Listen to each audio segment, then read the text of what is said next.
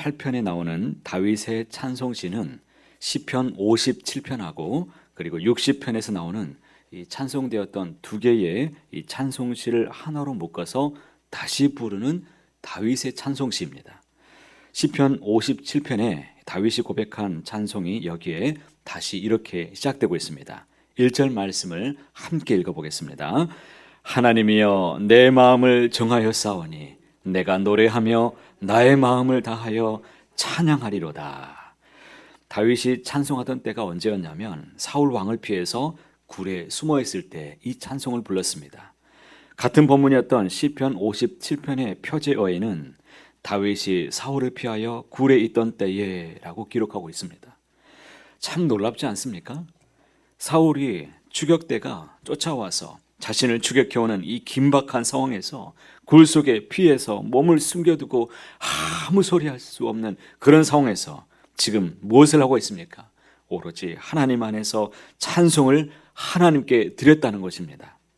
1절 말씀을 세 번역으로 보게 되면 하나님 나는 내 마음을 정했습니다. 나는 진실로 나는 내 마음을 확실히 정했습니다. 이렇게 세 번역으로 번역해 보고 있는데 이제부터는 주님을 찬양하며 살겠습니다. 주님의 이름을 높이는 예배의 삶을 내가 이제 확실히 살겠습니다.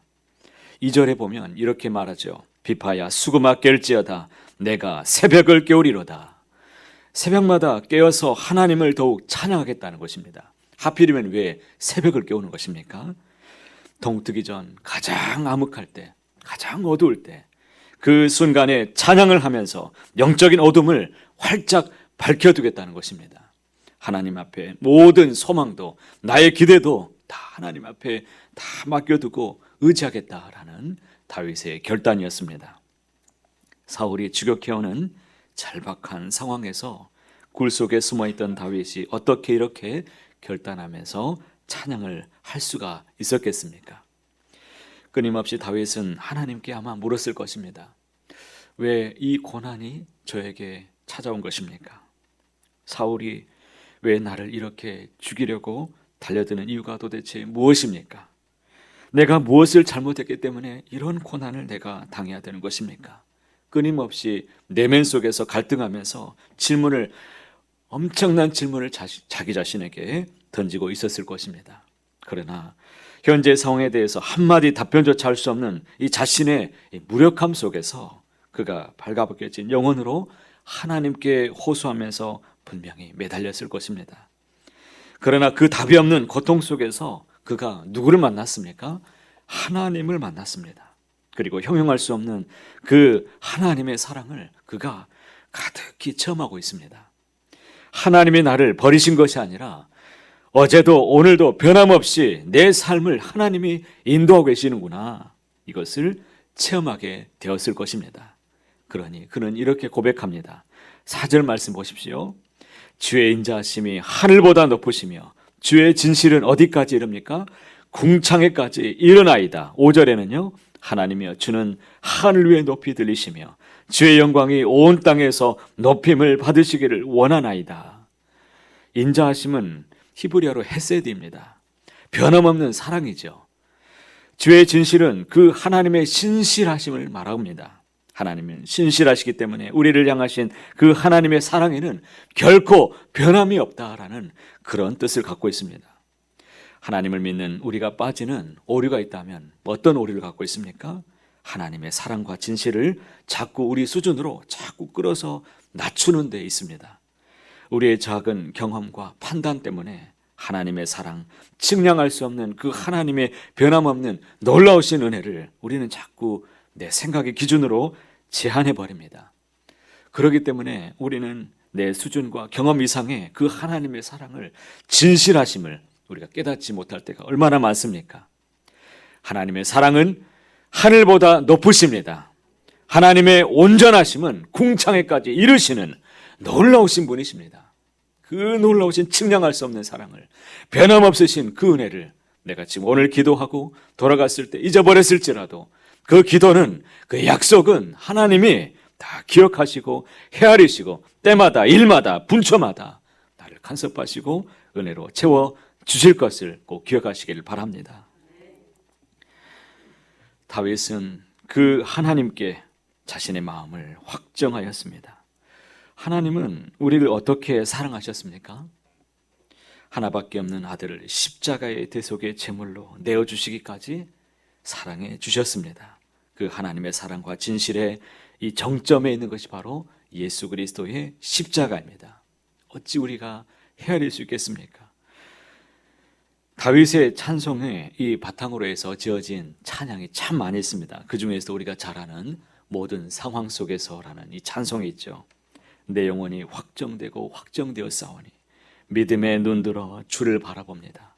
내 영혼이 확정되고 확정되어 싸우니 믿음에 눈을 들어 주를 바라봅니다. 항상 주님을 바라보시기를 간절히 소원합니다. 사랑하는 성도 여러분, 우리 역시 이러한 심정으로 이 시간 나오지 않았습니까? 새벽을 깨워 주님 앞에 달려오지 않으셨습니까? 오늘이라는 이 시간을 바로 하나님의 말씀으로 시작하려는 이 마음으로, 그리고 내 모든 사정을 주님께 맡기며 간구하기 위해서 이 자리에 우리는 달려나왔습니다. 주님께로 내 마음을 향하는 순간, 주님께로 내 마음을 돌려드리는 그 순간에 이미 응답은 이루어진 줄 믿으시기 바랍니다. 주님의 전으로 내가 찾아가서 기도해야겠다, 이 마음이 내 마음에 들어선 그 순간에 하나님은 이미 일하기 시작했습니다. 약속은 이루어진 것입니다. 신실하신 하나님이 내 안에 일하시며 내게 주신 이 평안을 그 누구도 빼앗아갈 수 없을 것입니다. 이 예배당에서 하나님께 나와 내 마음을 드리는 이 새벽에 하나님은 여러분을 도와주실 것을 확실히 믿습니다. 6절과 7절에 있는 말씀을 제가 세 번역으로 한번 읽어보겠습니다. 주님의 오른손을 내미셔서 주님께서 사랑하시는 사람을 구원하여 주십시오. 나에게 응답해 주십시오. 하나님께서 그 성소에서 이렇게 말씀하셨습니다. 내가 크게 기뻐하련다. 내가 세겜을 나누고 숫꽃 골짜기를 측량하련다. 이 말씀은 이제 6절에서부터 이어지는 이 말씀은 시편 60편에서 다윗이 공포 가운데 있을 때 이 주변에는 여러 나라들이 침공한 이 상황 속에서 다윗이 불렀던 찬송을 다시 편집해서 지금 다윗의 후손들이 이 찬송을 하나님 앞에 찬양합니다. 하나님은 약속의 말씀으로 응답하시고 구원하십니다. 길을 여시고 이끌어 주시는 하나님이십니다. 내게 주신 바로 그 말씀이 바로 하나님의 응답이심을 믿으시기 바랍니다. 하나님은 구원하시는 분이십니다. 그렇기 때문에 다윗이 하나님을 영원히 찬양하기로 마음을 결단한 이유가 바로 여기에 있습니다. 그 말씀을 의지하고 믿고 어떤 상황에서도 사람 바라보지 말고 사람과 이 역사를 움직이시는 그 하나님을 믿고 용감하게 담대하게 믿음으로 살아내시기를 바랍니다. 오늘 시편의 결론의 말씀입니다. 12절과 13절 말씀을 함께 읽어보겠습니다. 우리를 도와 대적을 치게 하소서. 사람의 구원은 헛됨이니이다. 우리가 하나님을 의지하고 용감히 행하리니 그는 우리의 대적을 밟으실 자이심이로다. 우리의 인생길에는 다윗과 같이 여전히 어려운 일들이 늘 일어나기 마련일 것입니다. 그럴 때 사람의 헛된 구원을 의지하는 것이 아니라 하나님을 의지하는 저와 여러분이 되시기를 간절히 소망합니다. 이제 우리를 위해 싸우시는 하나님을 더욱 굳게 믿으시고 마음을 다해서 하나님을 찬양하는 저와 여러분이 되시기를 바랍니다. 그래서 날마다 하나님이 주시는 승리를 누리시는 주님의 놀라우신 기쁨이 다 되시는 저와 여러분 모두가 다 되시기를 간절히 소원합니다.